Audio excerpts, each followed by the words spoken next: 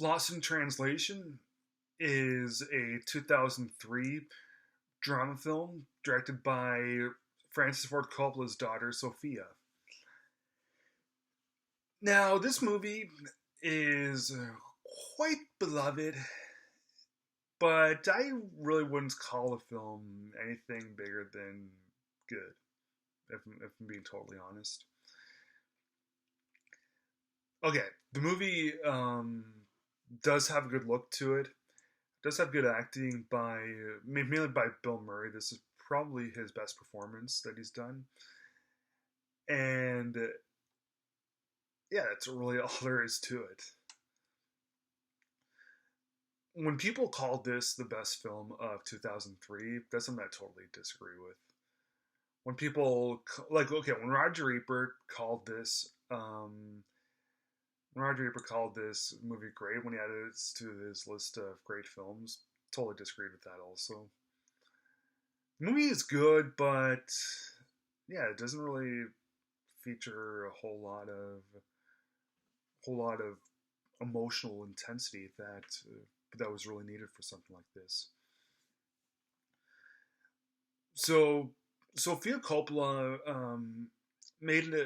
first made a name for herself in 1999 with The Virgin Suicides. Now that film was really good. I really liked The Virgin Suicides. So in 2003, her most decorated film, it's not really about anything other than exploring loneliness. So yeah, Bill Murray does his most serious thing.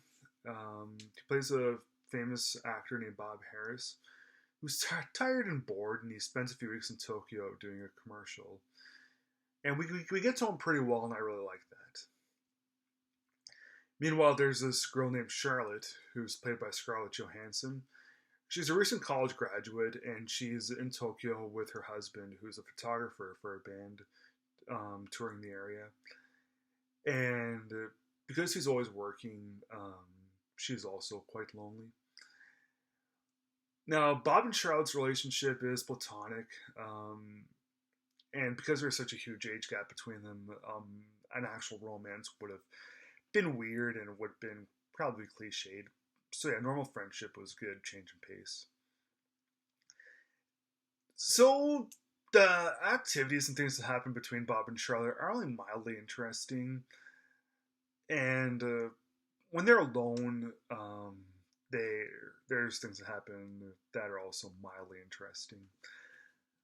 Like there's one mildly interesting scene where Bob is alone in his hotel room, and this Japanese chick comes in and she tries to frame him for rape. She said, yeah, she's pretending to be raped by him, and it's one of the most random scenes in film history. I really didn't like that scene. So the movie really does have a great look to it. We get to see a lot of Tokyo's great landscape.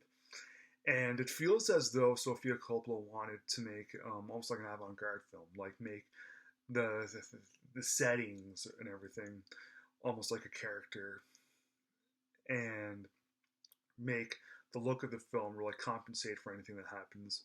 And I don't think that Sofia Coppola did a really good job with doing that. In 2010, she did another movie called Somewhere with Stephen Dorff and Elle Fanning. And I thought that movie did. It's very similar to Lost in Translation, like especially in terms of looks and everything, and narrative style. But I thought that in Somewhere she did a better job of making the environment almost like a secondary character and make it avant-garde. Because in Lost in Translation, yeah, things are nice to look at, but they don't really serve as much. So even though we get to know Bob and Charlotte, the movie really goes nowhere. It's just a series of random events of these two lost souls feeling less lonely with each other. It sounds nice, but it's really nothing amazing. We get some bits of enjoyment, and as I said, the movie's really nice to look at. The performances are good, but yeah, I really wouldn't call the film anything less than good. Definitely not one of the top 10 films of 2003, but it definitely is passable. In fact, it's an easy pass for me because that I'm going to give it 3 stars.